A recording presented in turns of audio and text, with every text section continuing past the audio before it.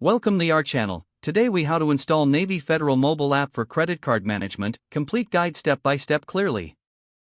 To begin, ensure your smartphone is powered on and connected to a Wi-Fi network. Unlock your device and navigate to the App Store. For Android users, open the Google Play Store. For iOS users, open the Apple App Store. In the search bar, type Navy Federal. Press the search button to display the results. Locate the Navy Federal app in the search results.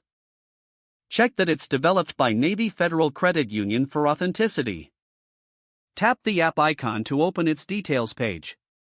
On the details page, click the Install button for Android. For iOS, tap the Get button. Wait for the app to download and install on your device. Once the installation is complete, find the Navy Federal app on your home screen. Tap the app icon to open it. If you are a new user, select Enroll to create a new account. For existing users, tap the Login option. Enter your username and password in the respective fields. If you forget your username or password, use the Forgot Username or Password link. After entering your credentials, tap the Login button. After logging in, you'll have access to your credit card management features. Explore the app to view your balance, make payments, and manage alerts. Familiarize yourself with the interface to utilize all available features effectively. Always log out after managing your account for security purposes.